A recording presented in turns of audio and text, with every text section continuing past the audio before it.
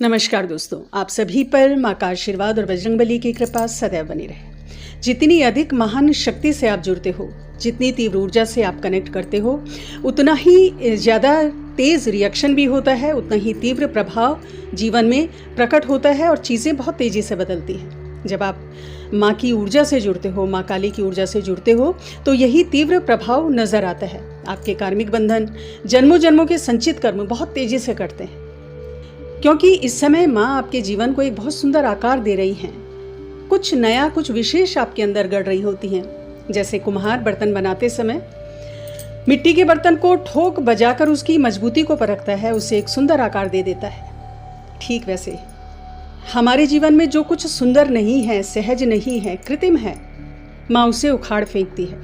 जो गंदगी अंदर हमारे संस्कारों में चिपकी हुई है, उसे साफ करती हैं।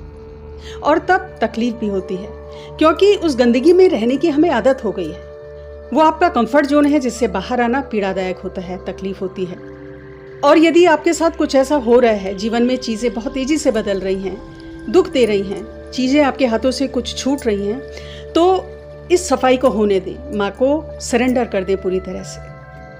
क्योंकि यही वो समय भी होता है जब आपकी आस्था, आपके विश्वास की, आपके धैर्य की परीक्षा होती है। सबसे पहले तो माँ आपके मोह का नाश करती है। जिस माया में आप जकड़े हुए हो, उस माया से आपको मुक्त करती है और अपने भक्त का इस प्रकार उद्धार करती है। माया प्रत्यक्ष भ्रम है, जो छिपे हुए सत्य को प्रकट नहीं होने देती। माया अचेतन है, आत्मा चेतन है। माया के प्रभाव से आत्मा अपने चेतन स्वरूप को, अपने सत्य स्वरूप को नहीं समझ पाती। तो माँ इन सभी बंधनों को काट डालती है, जो मन को कमजोर करते हैं, जो आत्मा की शक्ति को निर्बल करते हैं। ऐसे सभी बंधनों को माँ उखाड़ फेंकती है। और जब माया का पर्दा हटता है, तो आपको यथार्थ दिखाई देता है, जो कड़वा होता है।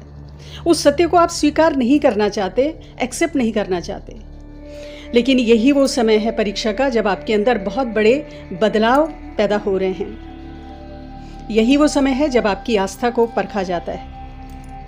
माँ की ऊर्जा आपकी सड़ी गली मिथ्या अवधारणाओं को तोड़कर एक नई दृष्टिकोण से जीवन को देखना, इस संसार को देखना सिखाती है। इसके अलावा आपके झूठे अहम को माँ तोड़ती हैं। माँ के स्वरूप को जब आप देखेंगे तो माँ ने नरमुंडों की माला पहनी हुई है। ये नरमुंड प्रतीक हैं हमारी फॉल्स ईगो के। माँ स्पष्ट संकेत दे रही है कि मेरी शरण में आना है तो पहले अपनी इस फॉल्स ईगो को, अपने इस दंभ को बाहर छोड़ के आओ, इसको खत्म करके आओ। और फिर जब माँ अपनी तलवार हमारे उस अहंकार से युक्त मस्तक पर चलाती है तो तकलीफ होती है, क्योंकि वो अहंकार हमारे संस्कारों में बहुत गहरे बैठा हुआ होता है।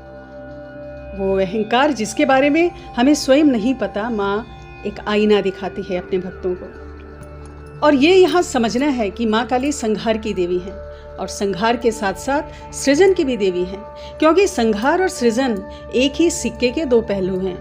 जो भी पुराना है, सड़ा गला है, व्यर्थ है, उसका माँ संहार करती हैं और एक नवीन चेतना का सृजन अपने भक्तों में करती है। और माँ से जुड़े हैं तो परीक्षाएं कदम कदम पर होंगी। जैसे ही सुख की सांस लोगे कि अब सब कुछ ठीक है, वैसे ही जीवन में फिर से उथल पुथल शुरू हो जाएगी। माँ की ऊर्जा है ही ऐसी। जैसे जैसे आध्यात्म की ऊंचाइयों को स्पर्श करोगे, परीक्षाओं का स्तर भी उसी हिसाब से बढ़ेगा, पहले से ज़्यादा कठिन, पहले से ज़्यादा कठोर। और यदि टिके रहे, माँ का हाथ पकड़े रहे, तो न सिर्फ इन परीक्षाओं से निकल जाओगे सफलतापूर्वक, बल्कि अपनी आत्मा के उच्चतम स्वरूप में आप स्थित हो जाओगे, जहाँ बाहरी परिस्थितियाँ आपको विचलित नहीं करेंगी। तो ये समझे कि माँ से जुड़ने के बाद चीज़ें आपके अंदर से बदलेंगी, बाहर से तो बाद में बदलेंगी। जब अंदर से बदलाव होगा, तब वो बदलाव बाहर नजर आएगा। और आपकी अवेयरनेस की परसेंटेज जितनी ज़्यादा होगी, उतना ही इन बदलावों को आप अपने अंदर नोटिस करोगे। और कहीं आप इस प्रतीक्षा में तो नहीं कि बस अब कुछ चमत्कार हो जाएगा, माँ की भक्ति कर रहे हैं, सडनली चीज़ें बहुत तेज़ी से मैजिकली चेंज हो जाएंगी। लेकिन यहाँ पे आपको यह समझना है कि पहले वो चमत्कार आपके अंदर घटित होना चाहिए, तभी वो बाहर प्रकट होगा। किसी भी क्षेत्र में जब आप एक्सीलेंस को प्राप्त करते हो, एक्सीलेंस का एक लेवल अचीव करते हो, क्यों करते हो? क्योंकि वो एक्सीलेंस पहले आपके अंदर घटित हो चुका है।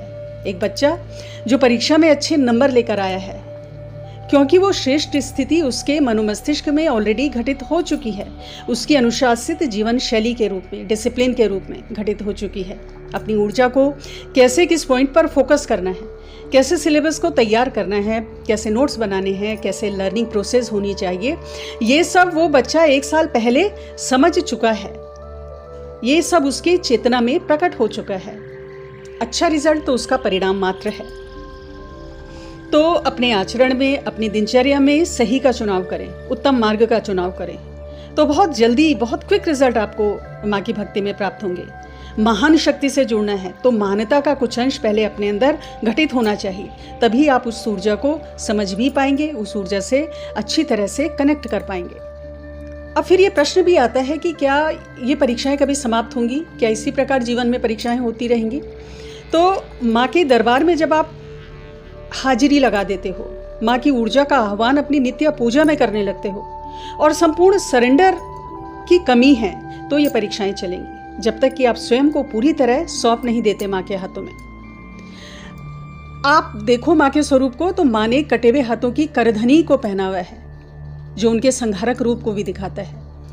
ये संकेत है माँ का कि हम अपने हाथों को माँ को समर्पित कर दें, अर्थात हमारे द्वारा किए गए जो भी हमारे कर्म हैं वो माँ को समर्पित कर दें, मैं का भाव हटा दें। और जब ये होने लगता है और जब इस प्रकार के भाव अंदर पैदा होने लगते हैं, माँ अपने से अलग नहीं प्रतीत होती। माँ की ऊर्जा अपने अंदर साक्षात जब माँ का भक्त अनुभव करता है तो मोक्ष की ओर वो अग्रसर होता है और सही मायनों में माँ को प्राप्त करता है। तो आज की वीडियो में इतना ही दोस्तों। अगली वीडियो में बहुत जल्द मिलती हूँ, तब तक के लिए अपना ध्यान, स्वस्थ रहें, खुश रहें, मस्त रहें।